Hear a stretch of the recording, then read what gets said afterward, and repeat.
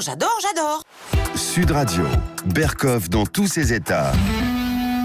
Le face-à-face. Et on retrouve l'invité d'André Berkoff, Cédric Villani, député La République En Marche de l'Essonne, candidat à la mairie de Paris, mathématicien, honoré de la médaille Fields. Il a aussi écrit Immersion de la science au Parlement, aux éditions Flammarion. C'est bien. Je ne sais pas si la science s'est transportée au Parlement. On va le savoir, Cédric Villani. C'est un travail d'Hercule, mais c'est bien de le tenter. Mais vous me parlez de l'Europe, justement. Et on parlait de la France également, bien sûr. Mais alors, vous ne trouvez pas que l'Europe, là, en ce moment, enfin, c'est le moins que l'on puisse dire, elle est en centrifuge entre l'Europe de l'Est, l'Italie, le fait, et on en parle que, vous savez, c'est la phrase d'Henry Kissinger, oui, moi je veux bien parler à l'Europe, le fameux numéro de téléphone, etc. Et surtout, et puis le Brexit, les histoires de Theresa May, tout ça, on a l'impression que tout ça est éclaté. Et puis, tous les gens, les cassantes qui vous disent oui, mais l'intelligence artificielle qui arrive, et c'est la Chine, les États-Unis, l'Europe est 20 ans en arrière. Quand même, on a un peu l'impression que cette Europe-là, avec cette Union européenne, on ne sait pas très bien où elle en est. Elle est encore en large part à construire. Il y a un gros chemin de parcouru, encore un grand chemin à parcourir. Elle est assez jeune, finalement, en termes de construction politique. Quand vous regardez le temps qu'il a fallu à la France, entre la Révolution française et la fin du 19e, pour se doter d'un régime démocratique stable. Quand vous voyez le temps qu'il a fallu pour les États-Unis d'arriver à surmonter, à partir de leur fondation, la guerre de sécession, on se dit que l'Europe, on est encore dans les temps, finalement. Ça fait un moment que ça dure, depuis la création de la CECA, la communauté économique charbon-acier. Mais c'est encore assez jeune, vu la construction politique de grande ampleur que c'est. Et c'est une Europe qu'on peut voir comme quelque chose de fondé sur la culture, comme une construction abstraite, politique, mais qu'on peut aussi voir aujourd'hui comme très concret dans la lutte, dans la compétition pour le développement économique, technologique, environnemental.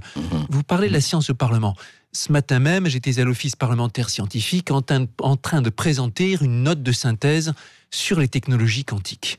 Et en parlant aussi sur... Technologie quantique, on peut expliquer. Alors, technologie quantique, la physique quantique, c'est la physique paradoxale qui régit les atomes, les particules élémentaires, avec en particulier le principe de superposition des états qui fait que une particule peut être dans une combinaison de deux états distincts. Et est apparu à un moment... Voilà, l'idée qu'on pourrait faire des ordinateurs fondés sur ces principes de la mécanique quantique. C'est le rêve de l'ordinateur quantique, dont les performances calculatoires sur certains problèmes seraient exceptionnelles. Il y a oui, mais Cédric Villani, je vous arrête là-dessus. Et ça, c'est formidable, tous ces grands projets scientifiques, etc. Mais quand on voit que politiquement, parce que vous êtes aussi, c'est à l'homme politique aussi que je m'adresse, vous avez vu d'un côté le groupe de Visegrad qui dit, bon, ça suffit, les migrants, tout ça, on construit des murs, l'Italie de Salvini, l'Angleterre et Macron et Merkel qui est en difficulté, qui essayent, eux, de dire autre chose, mais on a l'impression que tout ça reste très abstrait. Et vous savez, ce qui ressort, et je voudrais avoir votre avis, ce qui ressort aujourd'hui, c'est que les élections européennes, en tout cas en France, vont être un référendum pour ou contre Macron. Enfin, pour ou contre la politique de Macron. Et ce décalage, quand même, incite à réfléchir. On a ce décalage, et précisément, mais vous le dites bien, l'Europe, elle reste abstraite pour la plupart des gens. Et quand on leur demande de préciser, on obtient toutes sortes de réponses. Il y a un texte que j'ai mis dans le 24e chapitre, celui sur l'Europe, dans mon ouvrage, qui est en fait un des premiers qui ont été écrits là-dedans, qui a été inspiré par mon émerveillement de voir la variété de réponses qu'on pouvait avoir dans une opération de porte-à-porte en demandant aux gens « c'est quoi pour vous l'Europe et qu'est-ce qu'elle doit faire ?» Et l'Europe, c'est tout ça à la fois. L'Europe, c'est ce qui va permettre d'avoir un contrôle des migrations plus efficace et plus juste en raisonnant à l'échelle du continent et pas seulement à l'échelle des nations. C'est ce qui va nous permettre de développer des grands programmes de technologie quantique ou d'intelligence artificielle à l'échelle européenne et non plus à l'échelle des nations. C'est ce qui va nous permettre d'avoir un impact dans la lutte pour l'environnement à l'échelle européenne et pas à l'échelle des nations. C'est quelque chose qui va nous permettre d'aller vers l'avenir. Vers l'avenir. Oui, mais alors justement, est-ce que ça ne vous en même temps, on voit ça. Est-ce que ça ne vous choque pas aussi de voir combien l'Europe, effectivement, elle est réduite? C'est-à-dire, on parlait de l'Europe abstraite.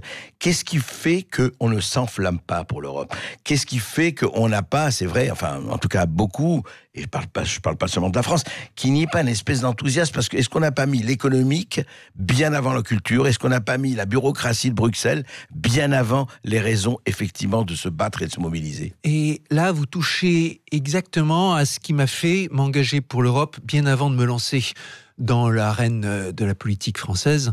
Déjà à partir de 2010, dans la foulée de ma médaille Fields, quand j'avais été recruté par le think tank pro-européen Europa Nova pour faire partie de la première promotion de jeunes leaders européens, comme ils l'appelaient, avec l'idée qu'il fallait se rencontrer, avoir des réseaux européens, parler davantage de l'Europe, la mettre dans le débat tant qu'on pouvait, la mettre aussi dans l'éducation, généraliser l'Erasmus, permettre à tout le monde de découvrir l'Europe en la voyageant, en la parcourant, en se faisant son propre avis. J'ai visité quasiment tous les pays européens, pas seulement ceux qui sont dans l'Union européenne, aussi ceux qui sont en attente ou ceux qui sont encore à l'extérieur.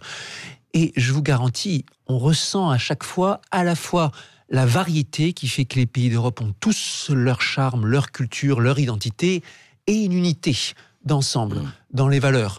Dans Vous l'avez ressenti, cette unité européenne? On la ressent, cette unité, et en arpentant les allées de Sarajevo, de Belgrade, de Vilnius, de partout, je me suis dit, là, quand même, nous sommes en Europe, avec des trésors de ressources humaines, avec un accent très fort qui est mis sur les idées de réalisation de l'individu, de protection de l'individu, de réalisation Habeas corpus, etc. Enfin, la déclaration des droits de l'homme, etc. Je pense que vous l'avez lu, mais j'invite tous les auditeurs à lire le livre de Cédric Villani, vraiment, parce qu'il est très intéressant et il montre très bien le parcours.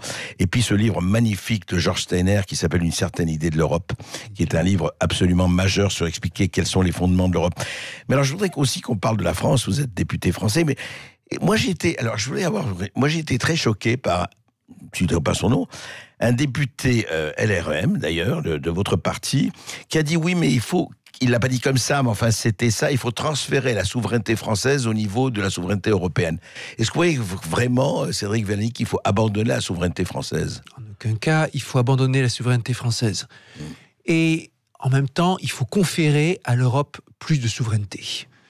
Et l'Europe a besoin de la France a besoin de l'Europe. Si la France croit qu'elle peut rester toute seule maîtresse de son destin, elle court à la catastrophe. Et on a ce grand enjeu de subsidiarité bien comprise, dans laquelle certains de nos réflexes, une partie de notre souveraineté est abordée. Vous savez, dans mon rapport sur l'intelligence artificielle, souveraineté, c'est l'un des 3 mots-clés que j'avais choisi pour résumer les grands enjeux de l'intelligence artificielle demain. J'avais choisi expérimentation, partage et souveraineté. Oui. Parce que si on n'est pas maître de développement de notre technologie, si on n'a pas les outils pour prendre notre destin en main, on ne pourra pas garder notre souveraineté, justement. Et la France est trop petite sur certains de ces enjeux aujourd'hui. Mais en même temps, vous savez très bien, juste, Cédric Villani, qu'il faut aussi sauvegarder les problèmes d'identité. Une identité n'est pas un mot obscène. Or, on a l'impression, pour beaucoup de Français, en tout cas, qu'ils ne savent plus où ils sont, ils ne savent plus où ils habitent. Et c'est quand même un vrai problème, ça. Et c'est notre défi que de construire une identité dans laquelle on est à la fois, on peut être de tel ou tel terroir, telle région, y compris avec une identité régionale forte, et aussi être français, et aussi être européen. Et il faut aussi, ça c'est un travail qui est culturel, c'est un travail qui se joue dans la confiance, c'est aussi un travail qui se joue dans les institutions. Aujourd'hui, le droit européen, prenez la question du droit à la concurrence, droit de la concurrence en Europe, qui a été l'un des piliers d'une construction européenne qui s'est pensée sur un gros pilier économique, certes, et qui s'est pensée à l'échelle de l'Europe. Qu'est-ce qu'on voit aujourd'hui? Qu'il a les plus grandes peines du monde à nous protéger de concurrence chinoise, qui viennent de la Chine ou de l'Amérique, qui ne jouent pas à armes égales en termes de concurrence, parce que leur marché intérieur est tel, leur puissance économique est telle que ça leur permet de jouer à prix cassé sur l'espace européen. Et puis, nous savons qu'il y a tous ces problèmes de juste paiement des impôts pour les grandes multinationales et tout ça. Donc, pas de protection par rapport à l'extérieur. Et on voit au contraire qu'ils nous entravent pour le renforcement, pour le rassemblement de nos forces européennes. On l'a vu dans le dossier Alstom-Siemens, bien sûr, dans lequel le rapprochement a été barré par le droit de la concurrence, alors que précisément on est à un moment où on a besoin de construire des champions C'est européens. tout le problème entre l'économie et le capitalisme mondial et la souveraineté. Il y a un vrai problème là. Absolument, et où il faut arriver à adapter. L'Europe est spécialiste pour...